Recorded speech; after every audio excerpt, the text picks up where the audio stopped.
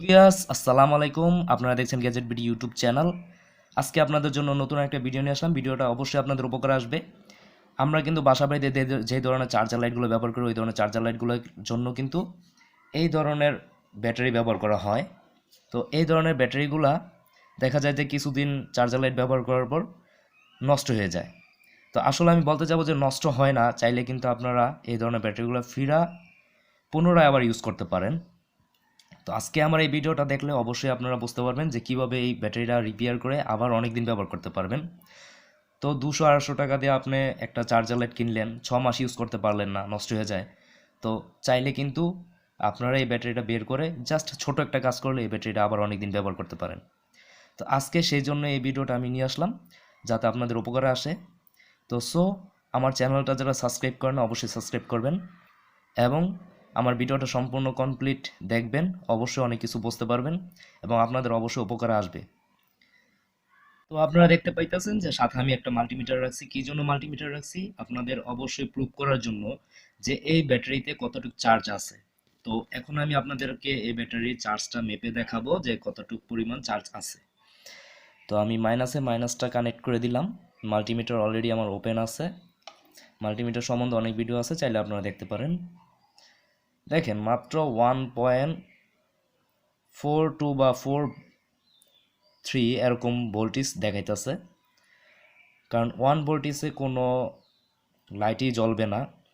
তো আজকে আপনাদের দেখাবো যে এই ধরনের ব্যাটারিগুলা আমি কিভাবে রিপেয়ারিং করি। তার আগে ছোট্ট একটা এলইডি লাইট, এটাও দেখবো জ্বলে কি না, তাহলে আপনারা বুঝতে পারবেন। দেখেন ছোট লাইট, একটা এলইডি, মাত্র 3 ভোল্ট, খুব কম এম্পিয়ার নেয়, তাও কিন্তু চলতেছে না। তো আজকে দেখাবো যে এই ব্যাটারিটা খুব সহজে কীভাবে রিপেয়ারিং করা যায়। তো এই ভিডিওটা অবশ্যই কমপ্লিট দেখবেন, তাহলেই বুঝতে পারবেন। তো এর জন্য প্রয়োজন আমাদের সাধারণ কিছু জিনিস, একটা সিরিজ আর অ্যাসিড পানি। তো অ্যাসিড পানির জন্য নামটা শুনে আপনারা অনেকেই হয়তো ভাববেন যে অ্যাসিড পানি কোথায় পাবো। তো অ্যাসিড পানিগুলো যেই জায়গাতে অটোর ব্যাটারি রিপেয়ারিং করে ওই ধরনের দোকানে আপনারা খুব সহজে পেয়ে যাবেন।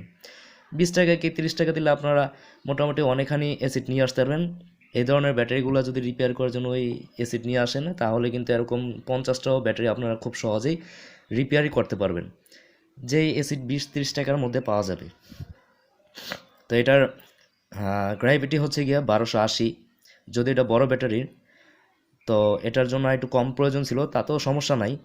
তো ব্যাটারির ভিতরে পানি দেওয়ার কিছু নিয়ম আছে, ওগুলো আমি বলে দিতেছি।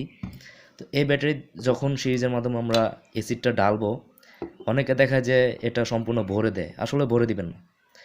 এটার ভিতরে এমনভাবে পানি দিবেন যাতে সেলগুলা উপরে পানি না থাকে, সম্পূর্ণ পানিগুলো যেন সেল শুষে নেয় এবং উপরে পানি যেন ভাসমান না থাকে, সেলগুলো শুষে নেয়। যারা দিল যাতে পানিগুলো নিচে না পড়ে, ওইভাবে পানি দিতে হবে। তো এভাবে পানি দেওয়ার পর আমরা ব্যাটারিটা চার্জে দিব। তো আমি পানি দিয়ে তারপর ব্যাটারিটা চার্জে দিয়ে আপনাদেরকে দেখাইতেছি। তো আমি কিন্তু সিরিজে অ্যাসিড পানিটা নিয়ে নিছি। আপনারা দেখতে পারতেছেন এখানে মোটামুটি 3 ml এর কিছু সামথিং বেশি আছে। তো এটা কোনো ফ্যাক্ট না, এটার ভিতরে পরিমাণ আমি আপনাদের বলে দিছি যে সেল যাতে শুধু ভিজে, ওভার কোনো পানি দিবেন না।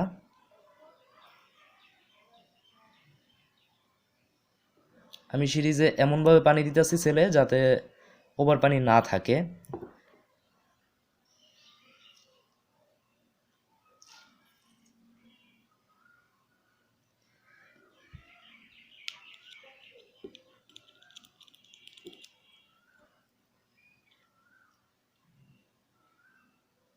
তো কিছুক্ষণ ওয়েট করার পর তারপর চার্জে দিবেন, কারণ সাথে সাথে চার্জ দিলে কিন্তু যে পানিটা দিছে এই পানিটা কিন্তু সেলে সম্পূর্ণ শুষে নেয় নাই, নিতে কিছুক্ষণ সময় লাগবে। সেই জন্য আমরা কিন্তু কিছুক্ষণ ওয়েট করব, তারপরে ব্যাটারিটা চার্জে দিব। ঠিক আছে? তো কিছুক্ষণ ওয়েট করি, তারপরে আমি চার্জে দিয়ে দেখাইতেছি। তো আমি ব্যাটারিটা কিন্তু এখন চার্জে লাগাই দিব, ক্লিপগুলো লাগাইছি। আমার কিছুক্ষণ ওয়েট করতে হবে। দেখেন সেলের ভিতরে কিন্তু ওভার কোনো পানি নেই, আপনারা অবশ্যই দেখতে পারতেছেন সেলের ভিতরে কোনো ওভার পানি নেই। যতটুকু পানি ছিল সবগুলো কিন্তু সেলস শুষে নিছে। তো এটাই নিয়ম, অনেক ওভার পানি দিয়ে, যার কারণে কিন্তু চার্জ বেশিক্ষণ থাকে না। সেলে যতটুকু পানি প্রয়োজন ততটুকু পানি দিতে হবে, ওভার কোনো পানি থাকবে না। তো এখন আমি চার্জে লাগিয়ে দিব, এরপরে কিছুক্ষণ ওয়েট করব, তারপর আবার ভিডিওতে ফিরে আসতেছি। আপাতত কিন্তু আপনাদের দেখানোর স্বার্থে মাত্র 5 মিনিট চার্জ করছি। এখন দেখি ওই সময় যে এলইডি লাইটটা টেস্ট করছি ওইটা জ্বলে কিনা। তার আগে ভোল্টেজটা টেস্ট করব। অবশ্যই আপনারা দেখবেন যে ব্যাটারি ইনক্রিজ করছে কিনা ভোল্টেজটা, কারণ আমরা কিন্তু মাত্র 5 মিনিট হয় নাই পুরোপুরি চার্জ করছি, এর মধ্যে দেখতে চাই যে কতটুকু চার্জ উঠছে। যদি চার্জ উঠে থাকে তার মানে এটা ফিরা ব্যবহারযোগ্য হবে।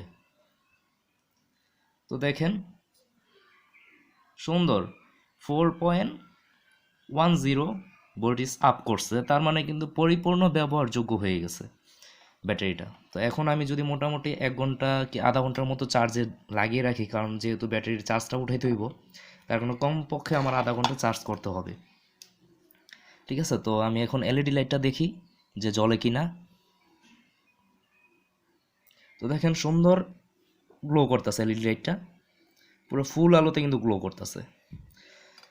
এইভাবে কিন্তু আপনারা সহজেই এই ধরনের লাইটগুলা, মানে লাইটের যেই ব্যাটারিগুলো আছে এগুলো আপনারা রিপেয়ার করতে পারেন খুব সহজে বাসা বাড়িতে।